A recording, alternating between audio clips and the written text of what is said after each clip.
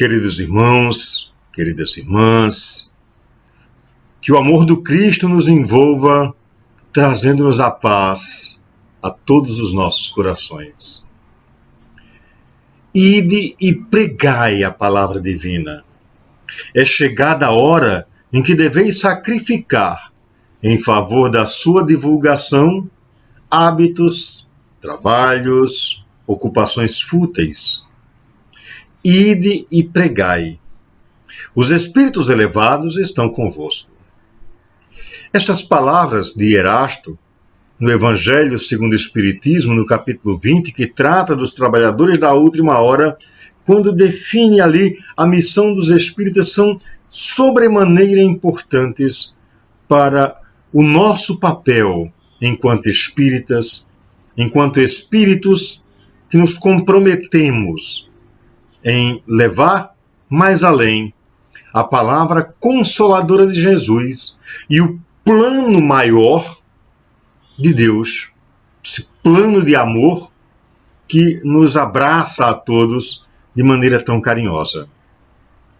As palavras deste espírito protetor, Erasto, não só ressaltam a importância do espírita consciente em divulgar o espiritismo, como nos faz refletir sobre um outro ângulo da necessária divulgação da doutrina espírita. Leva-nos as palavras deste espírito amigo a indagar dois pontos fundamentais que eu gostaria de tocar. Será que esse ide e pregai significa pregar as palavras do Mestre, o amor de Deus, apenas nas casas espíritas, nas instituições espíritas? Será que Erasto não estava utilizando de uma amplitude bem maior, imaginando a importância de pregarmos as palavras divinas não somente nas casas espíritas? É importante que nos conscientizemos de qual é a missão do espírita. É importante termos como norte, como foco, qual é o meu papel enquanto espírita e qual a caridade posso fazer por esta doutrina que acolhe, que consola, que esclarece. As palavras consoladoras não somente devem ser para os espíritas. Não que tenhamos a preocupação de fazer proselitismos, de granjear grandes números de pessoas. Não é esse o nosso foco, certamente.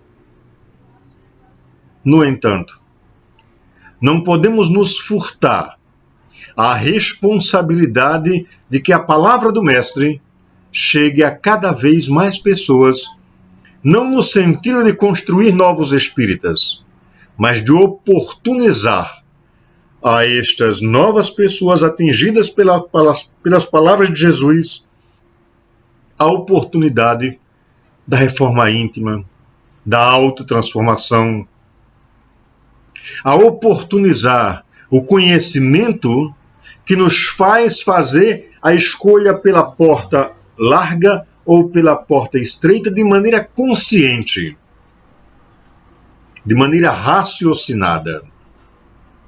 Não teremos dúvidas quanto a essa dedução se atentarmos para uma frase contida no texto Missão dos Espíritas, que nos diz: certamente falareis com pessoas que não quererão ouvir a palavra de Deus. E olha quanto interessante Erasto nos traz nessa frasezinha tão pequenininha, mas de uma dimensão tão grande. Lembram que Jesus nos falava de que eis que eu vos envio como cordeiros em meio aos lobos. Não no sentido romântico da frase, mas no sentido de que estaremos e estamos desbravando novas estradas, desbravando novos caminhos. desbravando novas perspectivas, não por benefício próprio.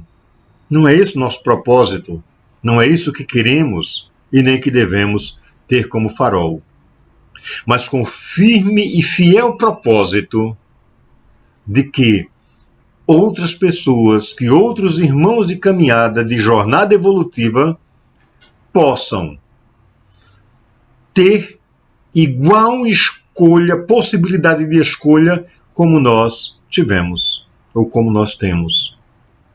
Hoje, cada um de nós, que já nos professamos espíritas, que nos devoltamos ao estudo, que nos voltamos a conhecer as obras básicas e as obras complementares, que nos voltamos a uma transformação moral prática do dia a dia, que abandonamos determinados conceitos para assumir conceitos novos e reformuladores da nossa própria existência. Cada um de nós fazemos as nossas escolhas de maneira consciente, de maneira assertiva dos propósitos que queremos alcançar, que é a felicidade, que é a evolução. Mas quando nos furtamos ao papel de levar estas mesmas possibilidades a outros, estamos construindo para e passo e paralelamente o alimento necessário para o egoísmo e para o orgulho. Essas duas chagas que tanto ainda se colocam como travas no nosso processo evolutivo. Certamente falareis com pessoas que não quererão ouvir a palavra de Deus. É bem verdade isso que Erasto nos traz. Se o Espírito Erasto disse que falaríamos com quem não quer ouvir, certamente não estava se referindo aos frequentadores da casa espírita. A boa lógica nos leva a concluir que a nossa missão vai muito além das paredes do centro espírita. Vai muito além das paredes das instituições espíritas. Que a nossa missão, ela ultrapassa outros patamares.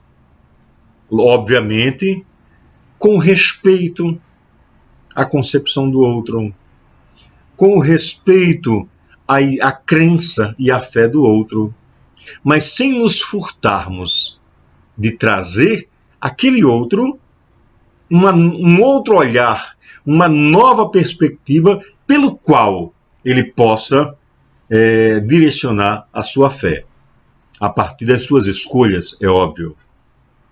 Jesus e Kardec pisaram em terrenos extremamente perigosos.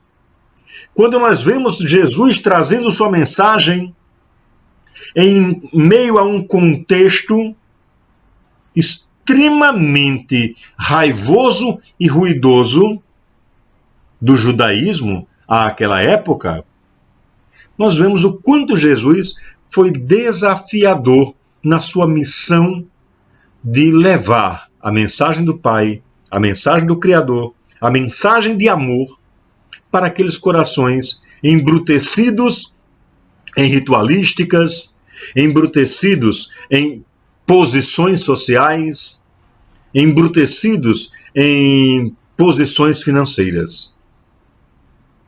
Kardec não menos caminhou terrenos perigosos, enfrentando uma casta religiosa, né, que, a grosso modo, exibia as mesmas situações que eram vistas no Sinédrio de Jerusalém, no Sinédrio judaico. Eles pisaram em terrenos perigosos, mas foram audaciosos, pisando num terreno minado, sendo maltratados, criticados, ultrajados. E porque nós espíritas devemos estar tranquilos, sendo levados ao sabor do vento calmo das marés tranquilas.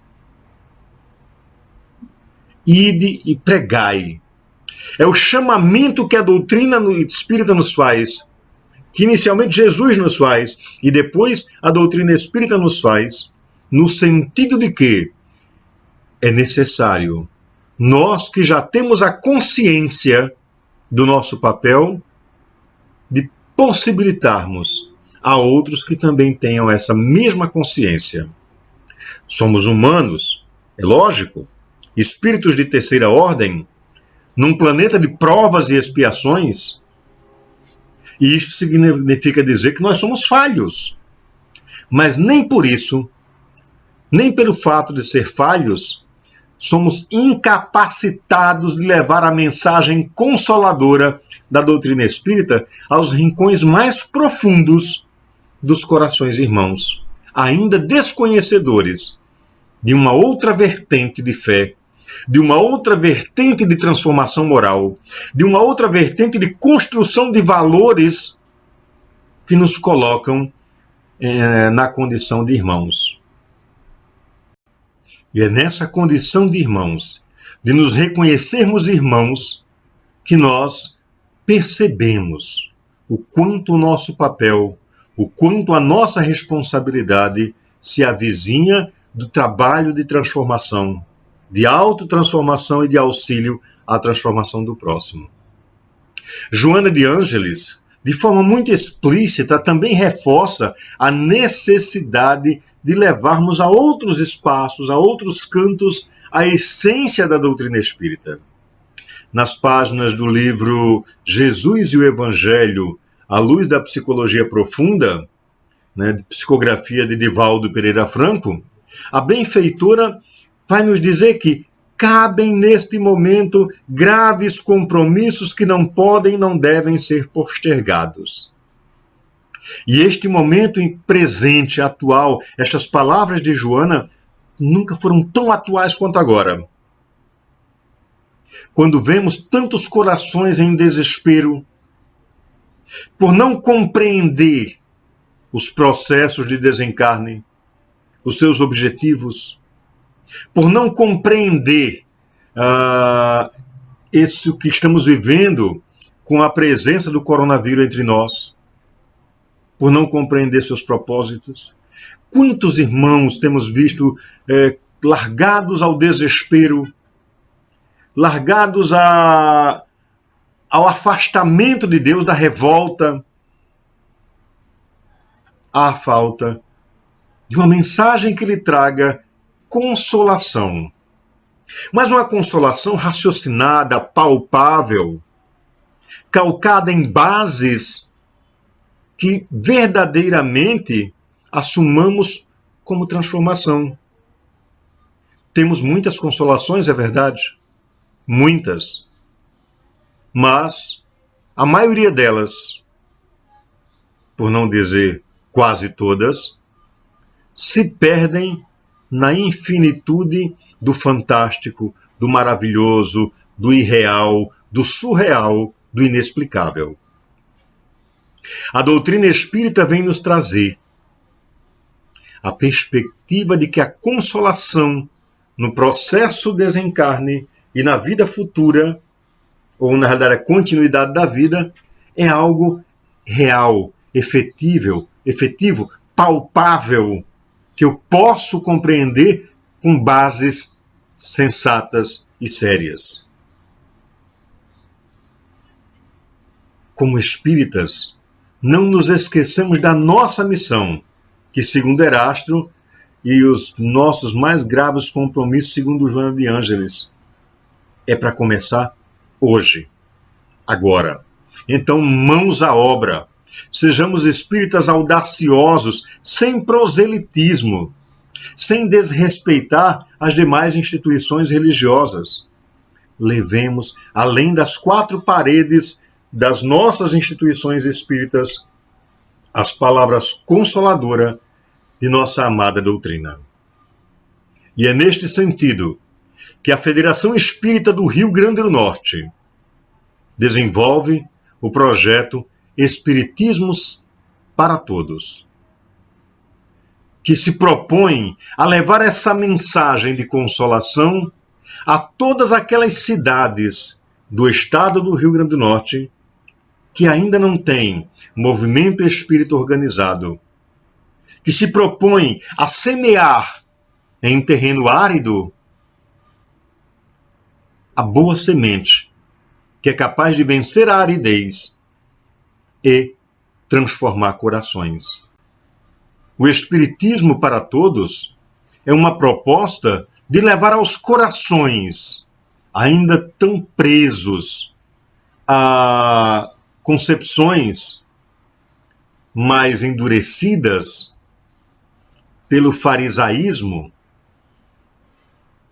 uma alternativa de consolação, de acolhimento e de amor. O Espiritismo para Todos é essa proposta de organizar em cada cidade do estado do Rio Grande do Norte um ponto de luz, uma casa de caminho que possa trazer a cada coração um novo olhar sobre si mesmo e a possibilidade da autoconstrução de amor a cada um que passe por esta experiência de viver a doutrina espírita em plenitude. Sigamos, irmãos, sigamos. Ide e pregai, mas ide mais além. Ide e exemplificai, assim como Jesus nos ensinou. Muita paz, muita luz, que Jesus nos abençoe e nos fortaleça cada vez mais a sermos divulgadores da doutrina espírita. Porque assim como nos diz Kardec, esta é a maior caridade que podemos fazer, podemos e devemos fazer para com a nossa amada doutrina. Muita paz a todos.